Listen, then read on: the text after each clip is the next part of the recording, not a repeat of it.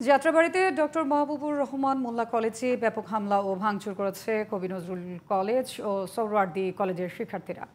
এ সময় উভয় পক্ষের ধাওয়া পাল্টা ধাওয়ায় রণক্ষেত্রে পরিণত হয় গোটা এলাকা। আহত হয়েছেন অন্তত ৯ জন। এদিকে আইন শৃঙ্খলা পরিস্থিতি নিয়ন্ত্রণে যাত্রাবাড়ির ডেমরা এলাকায় ৬ প্লাটুন বিজিবি মোতায়েন করা হয়েছে। আব্দুল্লাহ খান মুন্নার রিপোর্ট, জানাচ্ছেন FM বাইজিদ।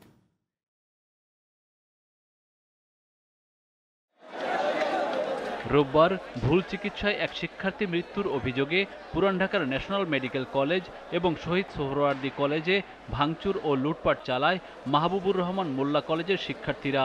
এরপর রাতেই মাহবুবুর রহমান মোল্লা কলেজে হামলার ঘোষণা দেয় নজরুল কলেজ ও সোহরাওয়ার্দী কলেজের শিক্ষার্থীরা।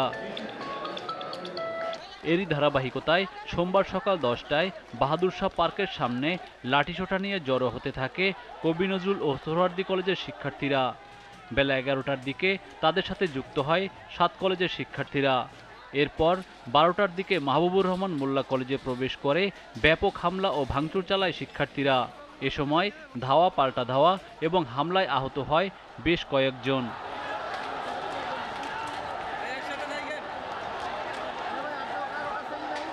যখন অনার্সের পরীক্ষা চলে সন্ত্রাসী বাহিনীরা এসে আমাদের এখানে আক্রমণ চালায়। এমনকি যখন পুলিশ মাঠে ছিল, পুলিশ 60 থেকে 70 জন ছিল, একটা পুলিশ আসে নাই। আমরা ওরা কিচ্ছু বলি না, কিছু করিও নাই। ওরা মানে শুধু আমাদের কলেজের মানে আমরা যারা ওইখানে যে ভাইয়েরা ওইখানে গেছে ওদের আইসা মানে জঘন্য রকমের মারপিট করছে, মাথা ফাটা ফেলছে, হাত পা ভেঙে ফেলছে, মানে অনেক বাজেভাবে মারছে। স্টুডেন্টের কখনো বৈশিষ্ট্য হতে পারে না, তারা যে সংঘর্ষ করছে, তারা লুটপাট করছে, এটা কখনো একজন সাধারণ স্টুডেন্ট থেকে আশা করা যায় না। প্রশাসন অবশ্যই জানতো যে এখানে একটা সংঘর্ষণ হবে, কিন্তু তাদের নীরব ভূমিকা ছিল। গরিব মানুষ গাড়ি চালাই পারি না, ভাত খেয়ে গাড়ি চালায়, দেশে অশান্তি লাগছে, এই অশান্তি লেগে নামছে পেটের খুদে, আর কিছু না। এখানে তো সেনাবাহিনীও ছিল, তাহলে দেশের পরিস্থিতি এটা আরো আগে থেকে ভয়ঙ্কর রূপ ধারণ করছে। তাহলে এইটা মীমাংসা করার জন্য তারা ওখানে কেন কি করছে? সংঘর্ষ চলাকালে কলেজের আশপাশের সড়কে যান চলাচল বন্ধ হয়ে যায়, সৃষ্টি হয় তীব্র যানজটের।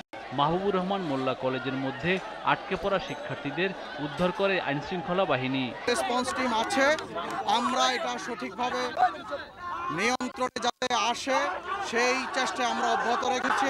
অনাকাঙ্ক্ষিত এ ঘটনার সমাধানে দুপুরে বৈঠক করেছেন কবি নজরুল ও শহীদ সোহরাওয়ার্দী কলেজের 2 প্রিন্সিপাল।